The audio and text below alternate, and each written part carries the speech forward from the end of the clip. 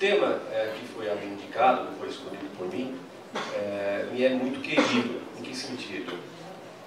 Tenho operações dessa natureza, defendo operações dessa natureza no CAF e tenho convicções pessoais muito fortes sobre o tema. E vou tentar transferir aos senhores essas convicções. Então nós vamos, primeiramente, entender quais são as grandes doutrinas, né, sobre planejamento, e a partir do entendimento dessas doutrinas, nós vamos procurar construir um arsenal de argumentos que sustentam a validade do planejamento tributário da redução de capital. Mas para falar disso antes, o que nós vamos ver? Primeiro, o que nós estamos falando aqui?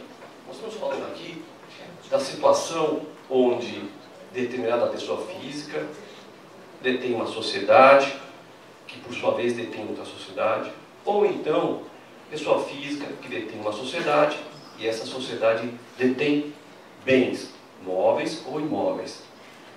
Essa sociedade não mais necessita desses bens e, junto com o seu acionista, seu controlador, resolvem alienar os bens. E ao invés de fazer a venda da participação societária que tem uma empresa controlada, ou então um bem móvel ou imóvel, conforme for o caso, resolve transferir esse bem ao seu acionista, que faz a alienação. E por que se faz isso? Se faz isso porque a carga tributária na pessoa jurídica, como os senhores bem sabem, se elas tiverem lucro real, é de 34%, que também, tipicamente, é a mesma carga tributária das empresas que estão no lucro presumido, já que este tipo de ativo não faz parte das bases estimáveis. E na pessoa física, por outro lado, até pouco tempo atrás, nós tínhamos a alíquota fixa de 15%, e agora nós temos alíquotas progressivas, mas que são inferiores às alíquotas que tributam o ganho de capital na pessoa jurídica. Pois bem, o planejamento que nós vamos analisar é esse. Quais são as doutrinas que suportam um lado e outro? Eu procurei aqui trazer uma visão muito simplificada, muito simplificada. As doutrinas sobre o tema são as mais variadas possíveis, e elas são difíceis. E por que elas são difíceis? Porque elas exploram ângulos diferentes, elas usam as palavras sem conteúdo semântico sólido, no sentido de que muitas vezes os doutrinadores se referem a contextos, fatos, usando termos diferentes de outros mesmos doutrinadores, né? Então há uma profusão de doutrinas e alegações que dificultam o entendimento da matéria. A matéria é, portanto, por natureza complexa. De qualquer forma, eu resolvi sintetizar em duas grandes doutrinas. A primeira doutrina, que eu chamo aqui, qual que é a doutrina? É a doutrina que fala e procura trabalhar com um conceito estrito de simulação. Do que nós estamos falando aqui? Ela tem início com a ideia de Sampaio Doria, lá atrás, há muito tempo atrás, onde se procurava um conceito de viabilidade e validade dos planejamentos. Sem entrar muito na profundeza do tema, como eu falei, é complexo, e tentando simplificar, o que se fazia e o que se entendia, segundo esse autor? Que, se um planejamento fiscal é implementado por meio de atos lícitos e antes da ocorrência do fato gerador, ele é um planejamento fiscal válido. O que é ato lícito para esse autor? Ato lícito é um ato que não haja divergência entre a vontade declarada e a vontade real. Ou seja, não há simulação. Então, por exemplo, se por acaso a pessoa jurídica ela não precisa mais do ativo e ela, por exemplo, devolve o bem para a pessoa física que faz a alienação, a pessoa jurídica não precisa do ativo, ela faz a redução, entrega para a pessoa física e a pessoa física faz a alienação. Ou seja, uma divergência. Cada passo implementado está alinhado com a vontade declarada da redução de capital, por exemplo, e a vontade real. Esta é uma doutrina clássica e ela tem peso e é suportada pela vasta doutrina que vocês conhecem. Um número grande, coloquei aqui no painel, suporta essa doutrina. A outra doutrina é a doutrina que trata do conceito amplo de simulação. Essa doutrina tem como expoente o professor Marco Aurélio Greco. E aí tem uma sutileza que os senhores têm que se aperceber. Essa doutrina, ela começa a trabalhar com conceitos bem mais subjetivos, bem mais complexos, né? Mas, nesse esforço que eu estou fazendo aqui para tentar simplificar, o que ela procura dizer? Ela procura dizer que toda vez que existe um desvio na finalidade do ato jurídico, né, daquilo que tipicamente se esperava dele, ele não é oponível ao fisco. O que ele está dizendo?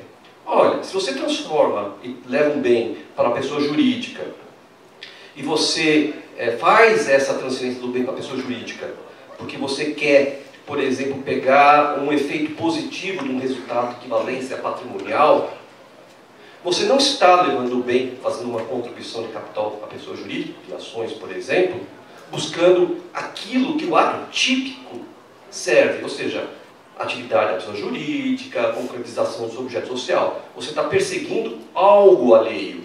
E esse algo alheio seria uma finalidade fiscal que se adviria, por exemplo, num resultado positivo de equivalência patrimonial. Então, para essa teoria, o que acaba acontecendo é que há um desvio. E esse desvio macula o ato. Como é que se indaga, então, se há um desvio ou não? A pergunta é sempre feita por propósito negocial. Esse ato tem propósito negocial além de tributário? Se a resposta é não, ou seja, não há outro propósito negocial, entende-se, à luz do complexo dos princípios do sistema tributário e constitucionais, que há um desvio, e aí não há, vamos dizer assim, uma tipicidade no ato. Esse é um conceito amplo de simulação. Feito essa introdução, quais são os argumentos que suportam a validade de um planejamento tributário à luz do que nós entendemos como os argumentos mais importantes, sempre tendo em mente essas duas teorias? O primeiro deles é que essa teoria do conceito ampliado de simulação, por que eu digo ampliado de simulação? Porque ele procura uma causalidade da tipicidade do negócio. É que ela não se fala muito claramente, mas existe uma coisa que preliminarmente deve ser verificada como premissa. A pergunta é lícito ou não é lícito implementar um ato jurídico que vise economia fiscal? Na minha visão, sim. Eu não encontro norma do ordenamento jurídico que proíba você implementar atos de negócio jurídico visando a economia fiscal. Aliás, acho difícil até existir. Né? Por quê? Porque hoje, um dos maiores insumos e custo que você tem na atividade empresarial é o próprio tributo. Então, como é que as atividades empresariais podem ser conduzidas, ou então ser imaginadas e implementadas, sem levar em consideração os custos fiscais? Mas essa teoria do conceito ampliado de simulação, essa teoria, ela parte do pressuposto que quando você implementa um ato, cuja tipicidade não é aquela que se espera dele, mas advém apenas da questão fiscal, então há uma atipicidade, há uma ilicitude. Né? Um conceito amplo de simulação e vai lá e desconsidera os atos. Outro argumento que eu gostaria de dizer que suporta a validade do planejamento da redução do capital é a evolução da jurisprudência administrativa. Né? Por que quero dizer isso? Primeiro, quando você observa a evolução, você vê um inconformismo fiscal. Vou pegar o caso das estruturas de ágio aqui, muito comentadas. Lá atrás, nos anos 2002, 2004, lá atrás, essas estruturas eram válidas. Depois tem um momento em que as estruturas passam a ser desqualificadas pela autoridade fiscal com base no conceito tradicional de simulação. Depois, abuso. Depois, fraude à lei. E assim vai evoluindo. Depois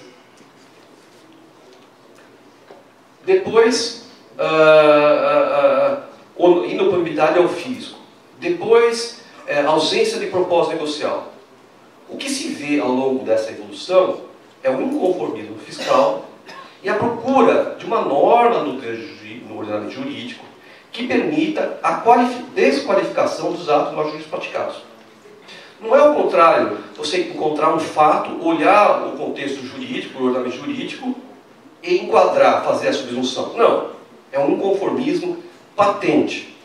Esse inconformismo patente, na nossa visão, não é compatível com o conceito de tributo, né? Todos nós conhecemos, prestação pecuniária, derivada de lei, né? E também não é compatível com a maturidade civil civil, seja da autoridade fiscal, seja dos contribuintes. O limite aqui deve ser sempre a lei. Ou seja, se há ou não uma norma expressa no jurídico para desqualificar esse nosso, essas normas devem ser obedecidas. Se não há, não devem. Mas quando você olha a evolução histórica do conceito amplo de simulação, o que acaba acontecendo? Você vê abuso, fraude, todos esses conceitos. Eu tenho autuações, por exemplo, em que olha o auto-infração, tem todos os termos. Todos os termos. No fundo, por trás, essa ideia de a simulação ampla. Mas uma confusão. Entendemos nós que este tipo de evolução histórica demonstra claramente a ausência de uma norma do âmbito jurídico que permita a desqualificação. O outro argumento que se mistura com o anterior é a ausência, nestas autuações fiscais, do emprego de institutos jurídicos firmes, a ausência de uma clara subsunção dos fatos à norma. O que eu quero dizer é o seguinte: quando você tem uma auto-infração que fala abuso de direito, aí você vai no Código Civil, porque é no Código Civil que você vai olhar isso, olha lá a definição e você vê que abuso de direito é o exercício em excesso, causando dano a terceiro, né?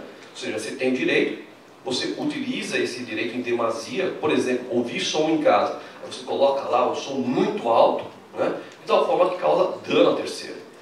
Como é que é a reparação desse dano? Por meio de indenização.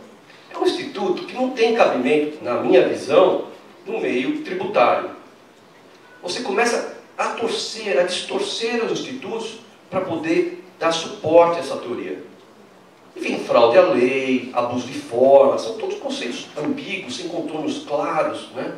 Que, novamente, não tem sentido. Não tem sentido, como já mencionei anteriormente, num contexto onde todos nós vivemos, onde as autoridades fiscais não têm maioridade, nem os contribuintes. Novamente, qual que é o limite que deve ser aplicado? A lei, sempre a lei. É a lei tem que ser clara.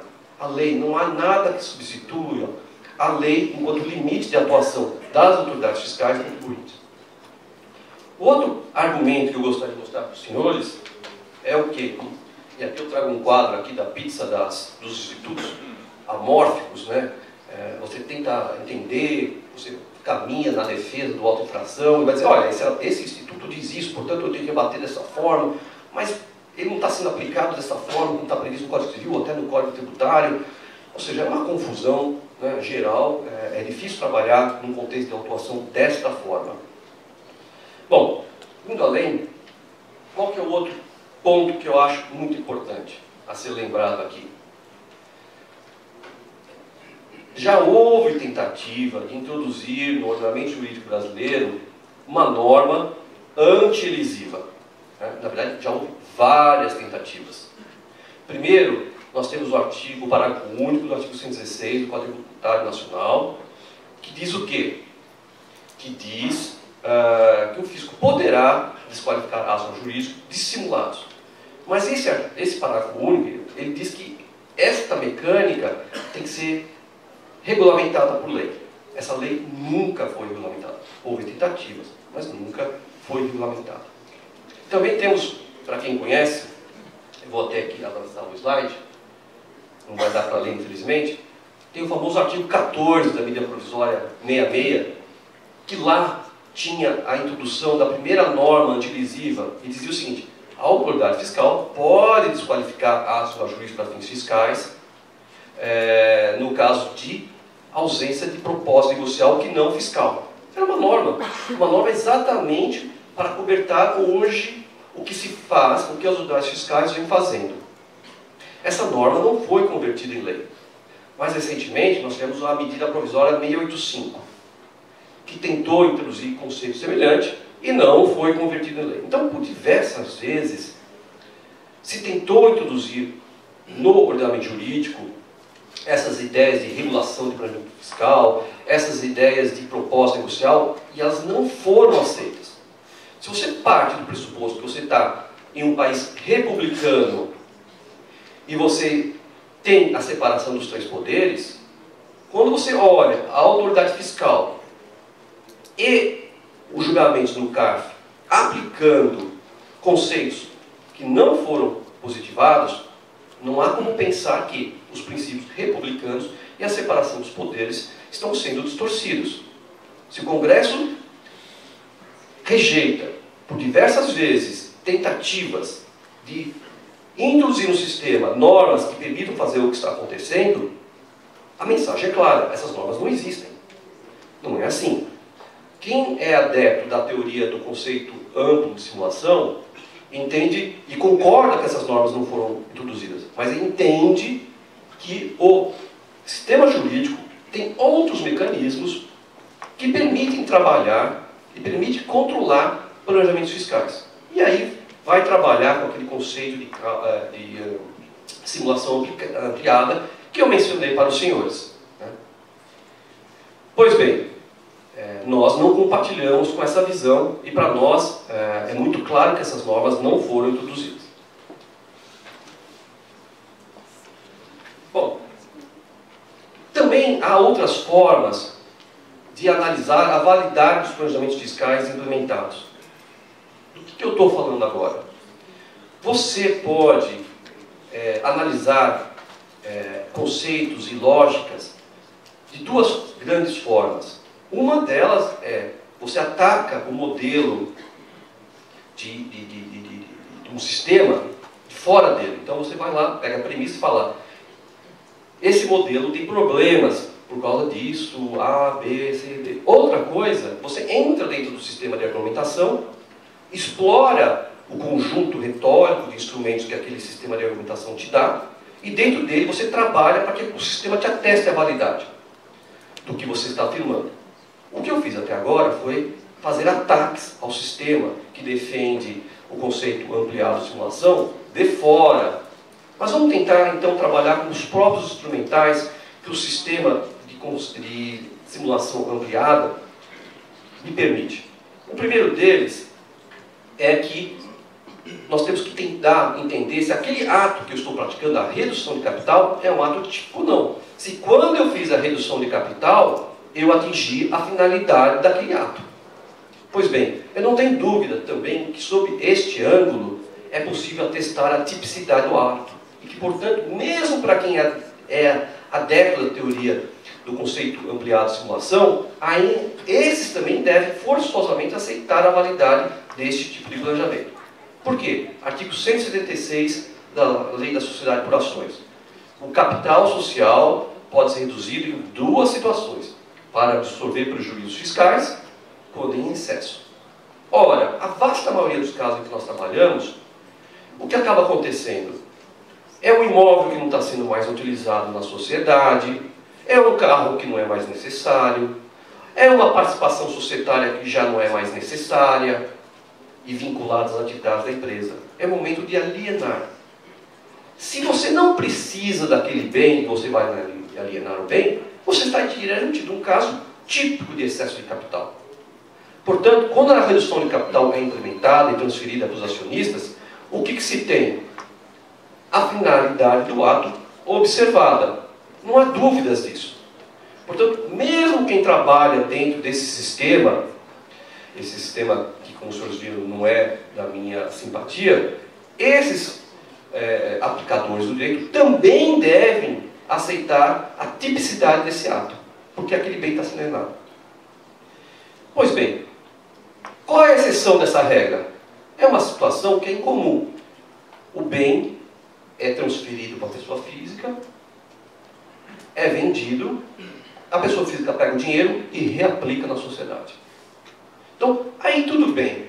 Olhando o sistema da simulação ampliada, eu concordo, e aí sou forçado a entender que, na verdade, aquele problema, aquele ato de redução de capital tem vício, é um problema, porque o dinheiro não tinha que voltar. O capital não era excessivo, tanto é que voltou. Para a empresa, o dinheiro está sendo aplicado em outras coisas.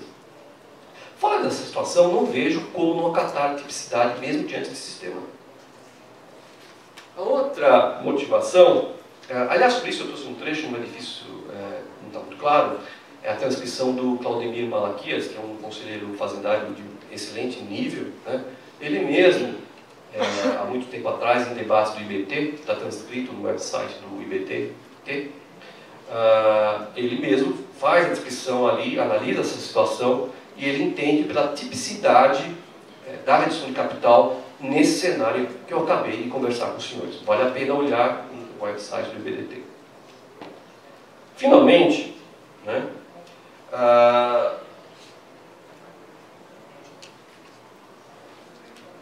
aqui ressaltando também o mesmo conceito e a mesma ideia. Finalmente, dentro do sistema da simulação guiado, há outros instrumentais que podem ser utilizados para defender a viabilidade e a legitimidade dessa redução de capital.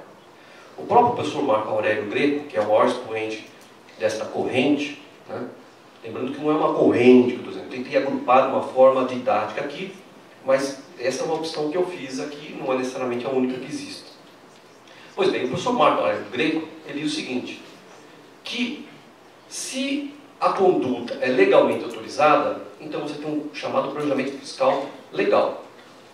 Eu entendo que este conceito do professor, que é um excludente daquela discussão sobre finalidade do ato sendo observado ou não, ele diz que quando existe uma outra norma que atesta que você pode fazer isso, então é legal, se tem aqui nesse caso. Porque o artigo 22 diz muito claramente que quando é feita a redução de capital, quando é feita a devolução de participação, melhor, essa devolução de capital pode ser feita a valor de mercado ou a valor contábil. Eu não copiei todo o artigo aqui, mas o artigo desce na minúcia como se deve fazer. Quem está entregando e quem está recebendo. Então, ao nosso sentir, está diante de uma conduta legalmente autorizada. Na visão do professor Marco Aurélio Greco, inclusive, esta conduta deixa de ser planejamento, já que legalmente autorizada. Entendemos que se aplica exatamente à situação do planejamento fiscal de redução de capital, aquilo que o professor Marco Aurélio chama de conduta legalmente autorizada. Finalmente, vai dizer o seguinte, o CARF, sobre o tema, ele tem uma postura predominante favorável ao tema. Nós estamos defendendo esses casos e, recentemente, nós estamos lidando com um caso de cisão. Uma cisão que tem, no final do dia, o mesmo efeito da redução de capital. Né? Ou seja, é feita a cisão na holding e a parcela cindida, que são as ações detidas na empresa de baixo, são incorporadas pela empresa de baixo, de tal forma que, depois dessa cisão, a própria pessoa física detém. Nós tivemos êxito, né, com um trabalho conjunto feito, inclusive, aqui pelo professor Sérgio André, no parecer do professor Sérgio André, né, não terminou ainda, nós tivemos êxito no CARF, mas não terminou ainda. Né, e eu entendo, como foi defendido e foi acatado pela turma que analisou o caso, que nesta situação de cisão parcial, que tem os mesmos efeitos da redução de capital, todos esses argumentos que nós conversamos aqui são aplicáveis e caminham para a validade. Porque no final, o que o artigo 22 menciona, não é redução de capital, ele fala devolução de participação. E a devolução de participação é usualmente implementada por meio de redução. Mas não só. Se há outras formas jurídicas que permitem fazer a devolução, a exemplo de uma cisão parcial, também é cabível a esse instituto todos os argumentos que eu comentei. Dito isso, encerro aqui minha participação e novamente agradeço aqui os presentes e a mesa. Muito obrigado.